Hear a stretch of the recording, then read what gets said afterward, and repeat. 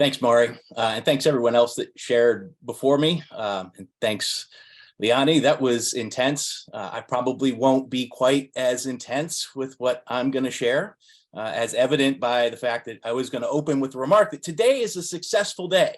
Today is a successful day because I managed to take mute off before I started talking. And then you talked about your successes, and that made my comment seem a little bit trite by comparison. So, I think you appreciate all the successes, but some probably count a little bit more than others, for sure. But I'm going to share a little bit about myself. Speaking of successes, I should be more confident at this 2+ years into the pandemic, but I'm going to attempt to share a screen here. Let me know if you guys can see that okay. Yep, we got it. Are you seeing the right view or are you seeing the behind the scenes view? We have the right one. Awesome. All right. So 2 successes for one day. I'm Ben. I'm a senior solutions consultant, and I've been with Heart+Mind for over 12 years. It's a pretty decent chunk of time when you think about it, but in reality, my connection with the company goes back even further. So I'm going to share a little bit about that adventure today and the role that connections have played along the way. I moved into this role of senior consultant about a year ago, and Mari asked me if I could share a little bit about that experience in the context of connections. And as I thought about what I wanted to say, it felt like I had a choice to make. Maybe this is a little bit what Liani was talking about. Do I want to go one way or the other? And so Maury sort of asked me to talk about one thing, but I felt like I could talk about what he asked me to talk about, or I could talk what I wanted to talk about. What's the best way to talk about connections? I mean, that's a question that's been around at least as long as I have. And by the way, I was born in the 70s. And there's some good things that come along with being born in the 70s and some not so good things. So, for example, my fashion tastes were imprinted in what's arguably the worst period for clothing ever observed. But on the other hand, on the upside, those groovy cats knew a great way to make connections with others. And they'd ask things like, "What's your sign?" And I'm a Sagittarius, by the way. Here's what you need to know about being a Sagittarius. I'm eternally optimistic. I've got a passion for adventures. And I got a real aversion to commitment. I mean, come on, look at that picture. I can't even decide if I'm a horse or I'm a human. But working in market research, I've learned the power of branding and reframing. And it's not about being commitment adverse. It's about allowing fair and equal opportunity for all experiences. Probably explains why I'm such a sucker for all those weird flavors of Oreo and Mountain Dew that come out every month. So I'll still talk a little bit about the past year, but first we're going to hop into my time machine, and we're gonna go back a little bit. So go ahead and pull out your favorite Pearl Jam CD and your favorite flannel, which I put on my favorite flannel because we're going back to the 90s. So in the late 90s, I went to graduate school at Clemson University. I enrolled in a program to study applied sociology. And during that time there, I wrote a paper in my organizational theory class about Ben and Jerry's. That paper went on to inspire the thesis, which examined the profitability of socially responsible business. And sometime in between doing those two projects, I stumbled across a white paper written by this company, Worthland Worldwide. And it talked about the 6 or 7 dimensions of corporate responsibility, and social responsibility was part of it. Sorry, it's corporate reputation. So that was one of the drivers of corporate reputation. And so a seed was planted way back then, before I even got into the world of market research, and I was still studying and I was getting my degree. And that, in some ways, laid the path for connections that I have today. Some of those connections, by the way, happen to be on this call, which I think is kind of cool. So after completing the master's program, I came back up north. I took a job at the Aircraft Owners and Pilots Association. In full disclosure, I'm neither an aircraft owner nor a pilot, but I joined part of their 2-man intellectual powerhouse of a department that was called the Statistics and Analytics team. It's me and my boss. He handled a lot of prospecting and modeling and data mining, and I did all the direct membership research. And we did some of it in-house, and about half of it we did with with partners and other vendors. And so I got to work with lots of different companies at my time at AOPA. And of all the folks that I worked with, there was one company that stood out head and shoulders above the rest, and that was Worthland Worldwide.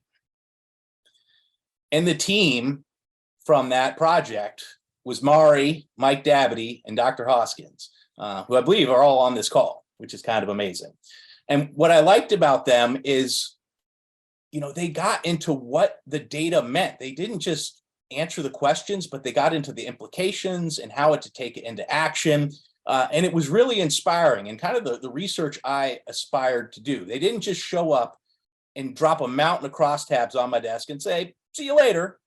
And by the way, if you've ever worked with Mike or Mari, they do love crosstabs. Don't kid yourself. I one time worked on a project with Mike, and he asked me to print out the crosstabs for him. And I don't think he realized that they were over 20,000 pages. And so when I stacked them up in 8 binders, they went from his desk all the way to the ceiling. So they really love the data, but what they love even more than the data is, what does the data mean and how can you use it to advance what you want to do in a meaningful way? That's cool. That's about making a different kind of connection. And with that research, we hit a goal that the organization thought was impossible. We increased our members to over 400,000. At the time, there were maybe 600,000 pilots in the country, and that included people who flew the little tiny planes to people who flew the big planes. So it was a big milestone, and that research we did helped get us to that mark. So after doing research on pilots and aircraft for 5 years, I was kind of done. I was ready to move on, learn about something else. So I called Mike, and I was offered a job at Harris Interactive. They had recently acquired Worthland Worldwide. And so I took a position as a research associate. I got to work with lots of great clients. I was on the brand and strategy consulting team. I did a study for Carhartt workwear, doing brand tracking. I learned the amazingness that is a Carhartt hooded sweatshirt. So if you don't own one, you should go out and buy one, because it's like wearing a hug. It's just nice and comfortable and warm, and I have a closet full of them. I also did a reputation study for Coors Brewing. I don't have a full closet full of Coors, but I did, lots of different brands, lots of companies, lots of cool stuff. And I got to work with lots of cool people, so more connections being made. And then there was this guy, Andrew Kober. I call him out because all those people in that box are great. Andrew's separate than them, not because he's not great. He's extra great. And I got an extra special connection with him. Over the years, he's been a colleague. He's been a mentor. He was my boss and a friend. And he is hands down the best moderator I've worked with over the last 20 years. And so I enjoy continuing to get to work with him to this day. Several of those connections moved on from Harris, and they started a new company, a company called Heart+Mind Strategy. These were some of the best. These were the best, the brightest, the bravest people, but there was something else in play here. They recognized the importance of relationships and the human side of our business in a way that Harris didn't, and in a way that really resonated with me. The connections you have inside a company are every bit as important as the connections you have outside of that company. Your people matter. They are the secret sauce, and having the right people on your team becomes a force multiplier. I could not wait to join the team, and in 2010 I did. I started as employee number 8 as a research manager, and over the years we've grown from a company with 8 employees to nearly 50. I've steadily moved up the ranks. About a year ago, I made the leap to become a senior solutions consultant. Connections are even more important than ever. This is really about cultivating and growing and maintaining relationships with people outside the business and people with inside the business. And I've been lucky enough to work closely with both NHTSA and Freddie Mac. They're my 2 primary clients over the last year.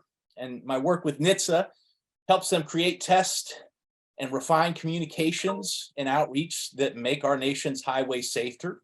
So not to be too meta on this, but those connections actually make for safer connections in our day-to-day lives. And the work I do for Freddie Mac helps them better understand consumers in the market and how to connect them with homes. And that's arguably one of the most connections you can have. And if we want to talk about most connections, my most important connections are also my most favorite, and it's my kids. I think my favorite job in the world is being a dad, in part because I think I'm just a big kid myself. Those traits as a Sagittarius, I think, serve me well. I'm optimistic. I have that passion for adventures. Deciding on what to have for dinner, maybe not so much. That's a little bit of a challenge. But that importance of the role of connections as a parent actually translate pretty well when you think about it to the world of market research. Connections give us the opportunity to learn. Connections give us the opportunity to teach. And they give us the opportunity to experience the world as part of something bigger than yourself. And so I'm going to close on a quote that kind of reflects that a little bit, resonates with me. And it doesn't matter where you're going.